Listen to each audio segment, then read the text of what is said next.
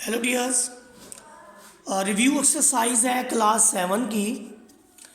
इसमें first unit की है। चूज़ द करेक्ट ऑप्शन है। इसके अंदर ऑप्शन को करेक्ट चूज़ करेंगे जो कि हमारे पास करेक्ट होगा। The number that can be expressed in the form of P over Q.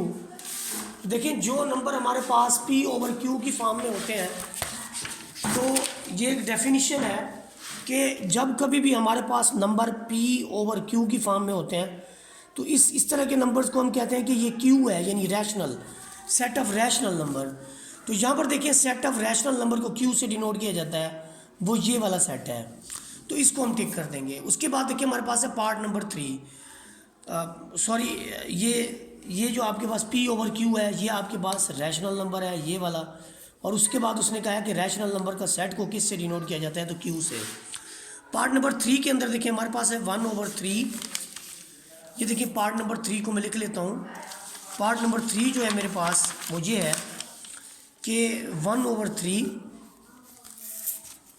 ये मैं इसको लिख लेता हूँ कि 1/3 इंटू ये जो दूसरी वैल्यू आपके पास है वो है 18 और तीसरी वैल्यू आपके पास है -6।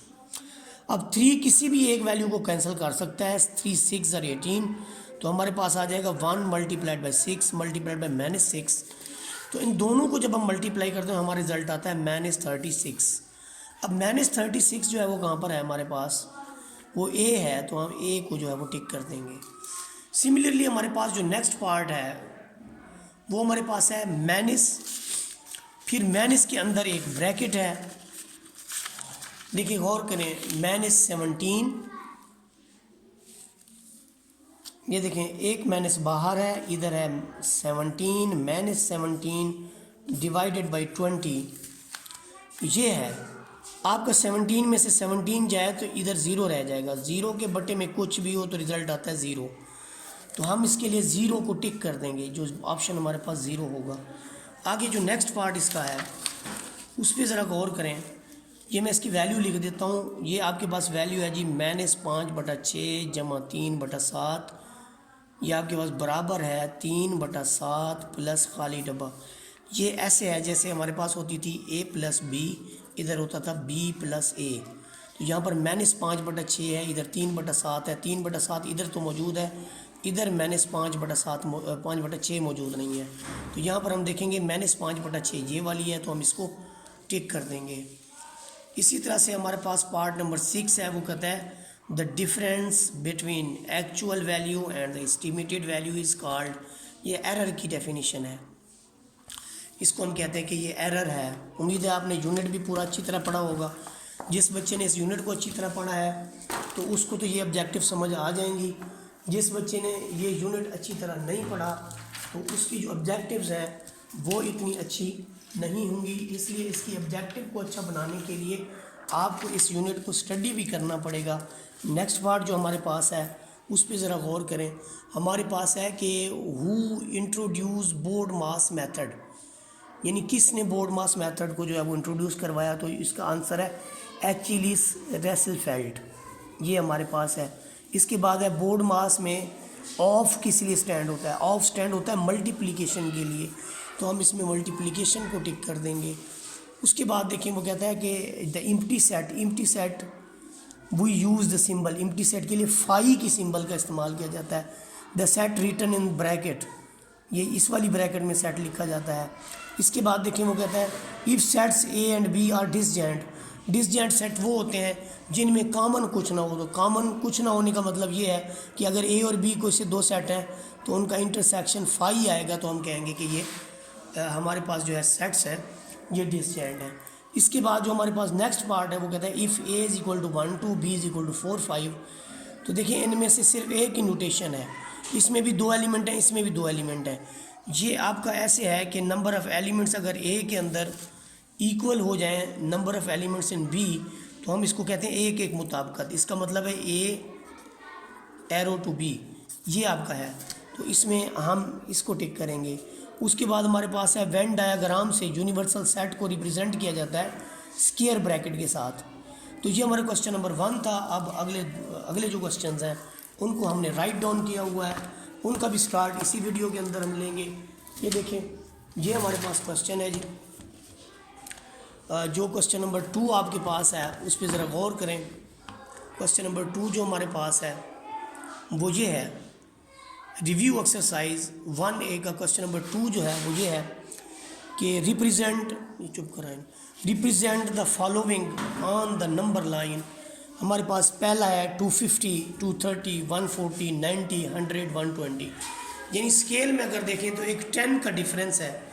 10 का जो डिफरेंस है उसके लिहाज से हमने देखना है। तो हमारे पास पहली जो वैल्यू है वो है 250।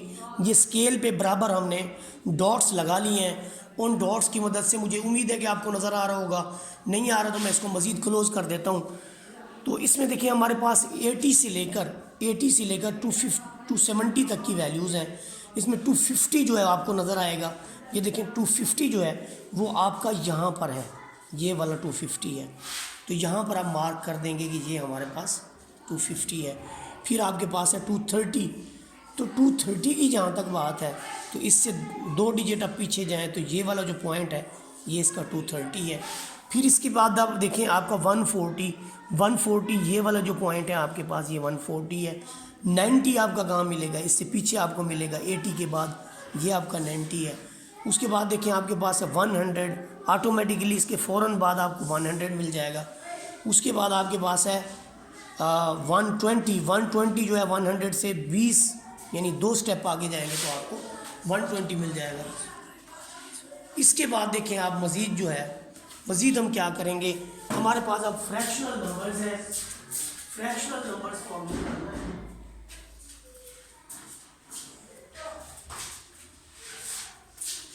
तो फ्रैक्शनल नंबर्स को करने के लिए हमें क्या करना पड़ेगा कि इसके लिए हमें एक और जो लाइन है वो ड्रा करनी पड़ेगी। इस पे गौर करें ज़रा।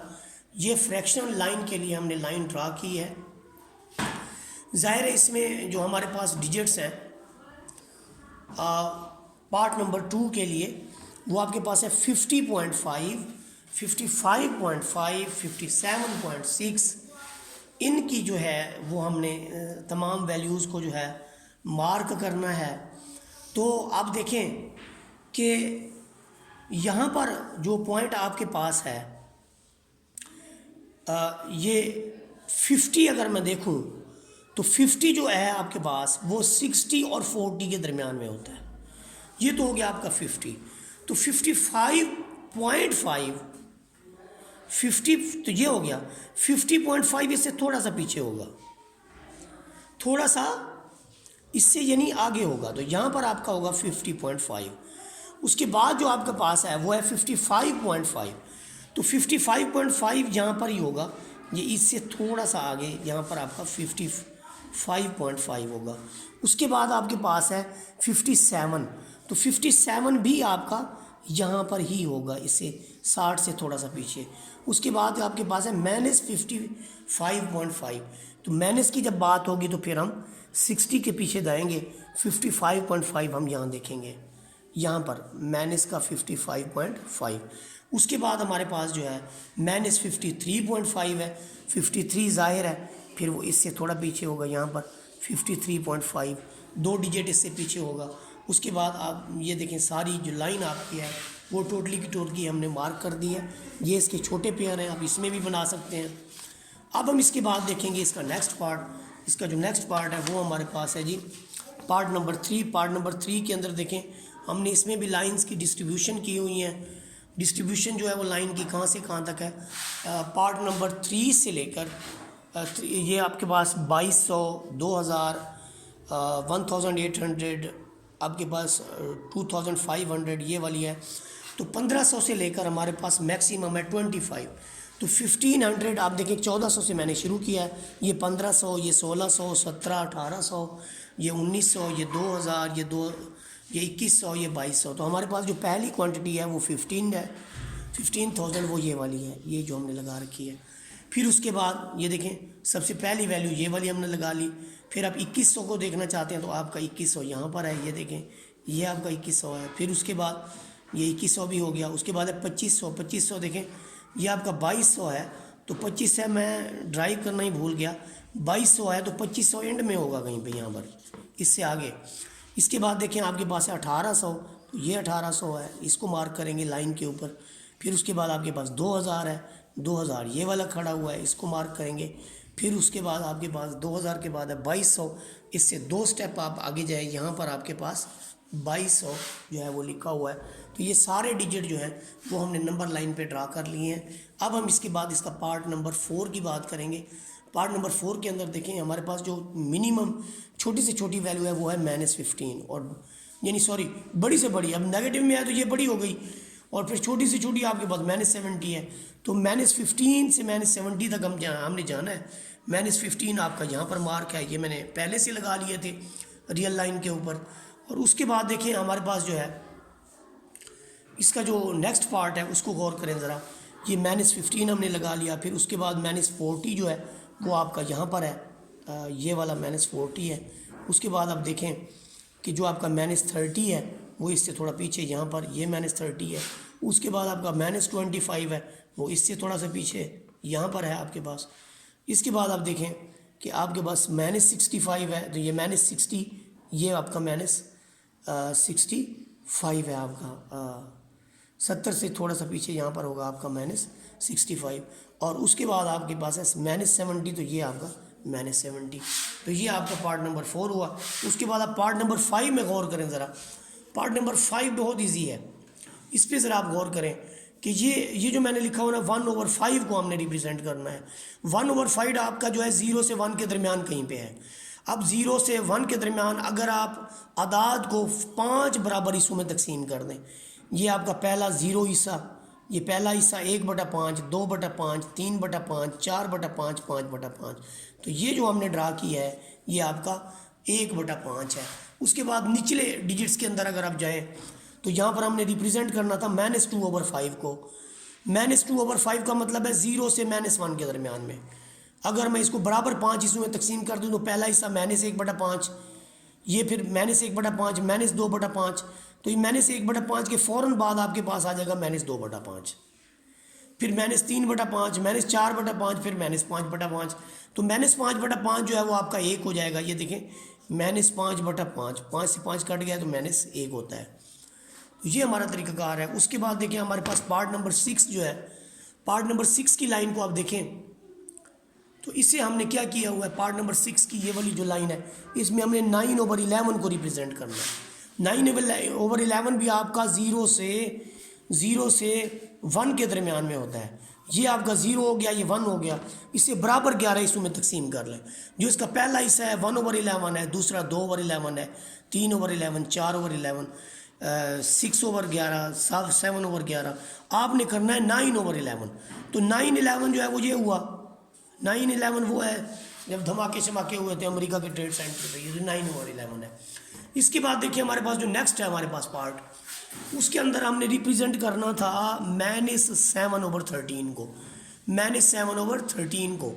तो आप 0 से लेकर -1 से लेकर 0 तक, ये हमारा -1 है, ये हमारा 0 है, 13 बराबर हिस्सों में तकसीम करें तो 7वां जो हिस्सा है ये आपका है ये आपके पास है -7/13। तो ये इसे यानी सॉल्व करने का जो है तरीक़ाकार है। पहले इसकी आप रियल लाइन ड्रा कर लें, उसके बाद जो इसको रिटर्न लिख लें आप, लिखने के बाद जो है इसको आप सॉल्व कर लें। तो ये इसका तरीक़ाकार है। उसके बाद हमारे पास है जी क्वेश्चन नंबर 3 हमारे पास है। क्वेश्चन नंबर 3 के अंदर गौर करें, जो हमने काम करना है ये भी बड़ा आसान है, रिव्यू एक्सरसाइज है। क्वेश्चन नंबर 3 के अंदर देखें आपने कंपेयर करना है फॉलोइंग को छोटा और बड़े की यानी वो देके। तो इसमें असेंडिंग आर्डर भी हमने लिखना है, डिसेंडिंग आर्डर भी लिखना है हमने। तो पहले नंबर पे उसने कहा है कि ये वाला जो साइन है ये दें।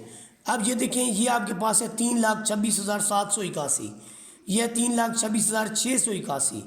तो 781 वाला बड़ा हुआ, ये इस तरफ लग जाएगा। इसी तरह आपके पास 32,66,81 है, ये 32,62,81 है, तो फिर ये वाला बड़ा हो गया। फिर इसके बाद अगर इन दो का कंपैरिजन हम करें तो ये 32,62,81 है, ये 33 है, तो ये वाला आ जाएगा। लेकिन हमारा जो काम है वो ये है कि हमने इसको असेंडिंग आर्डर और डिसेंडिंग आर्डर में करना है। तो असेंडिंग आर्डर होता है छोटे से बड़ा। हम सबसे छोटा जब देखते हैं तो वो हमें मिलता है जी ये 281 वाला, 32,26 281 वाला।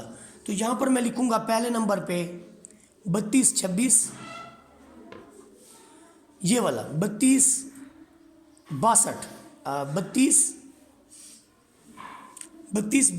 62 सॉरी, ये है 32 62 81। ये पहली वैल्यू लिखेंगे, उसके बाद हम लिखेंगे ये, इसके बाद हम इसकी जो दूसरी वैल्यू है उसको लिखेंगे। दूसरी वैल्यू जो आपके पास आएगी कौन सी बनेगी भी, ये देखिए ना 32 तो सब के अंदर है ना, इसमें सिर्फ 33 है। तो 32 वाले इन 3 के बाद देखें ये आपके पास 6 है, ये 6 है, ये 6 है, यानी पहले 3 डिजिट इसके अंदर एक जैसे हैं।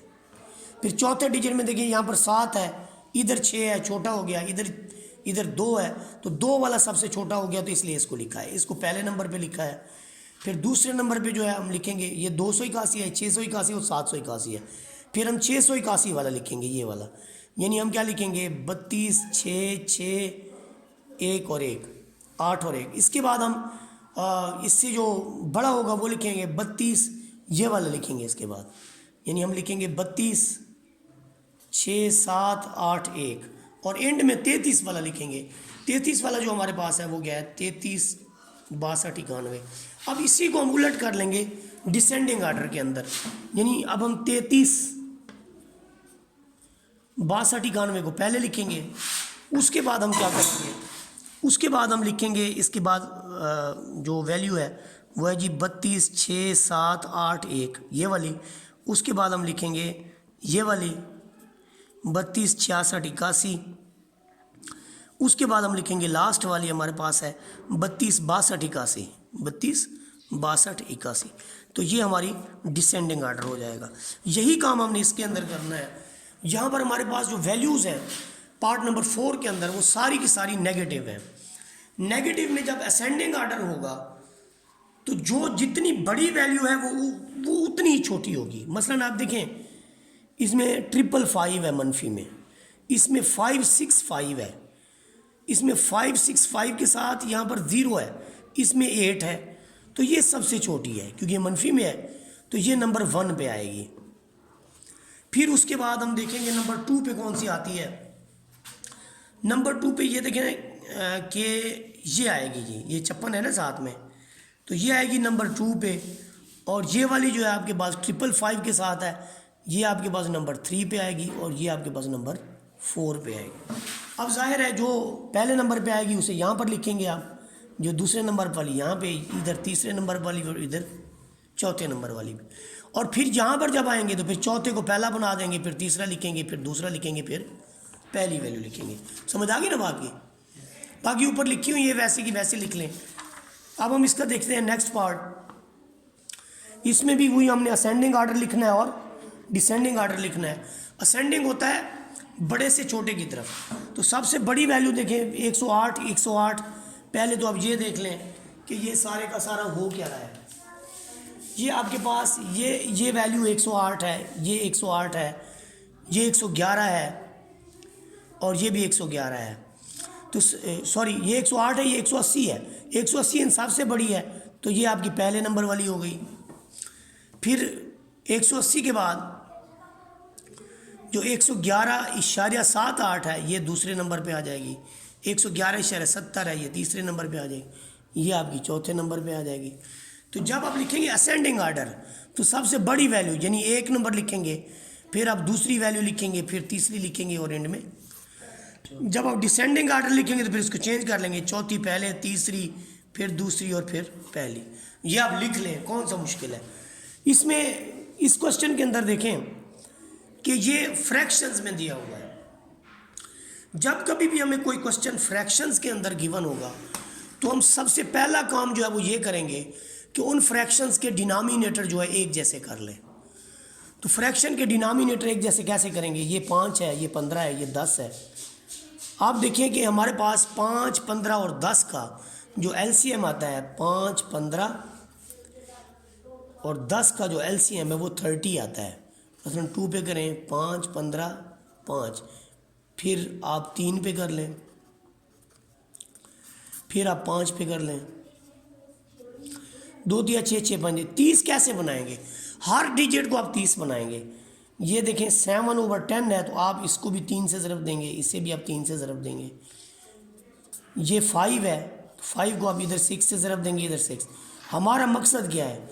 हमारा मकसद है डिनोमिनेटर की तमाम वैल्यूज़ को एक जैसा करना। तो एक जैसा करने के लिए हमने डिफरेंट वैल्यूज से मल्टीप्लाई करना है, यानी फ्रैक्शंस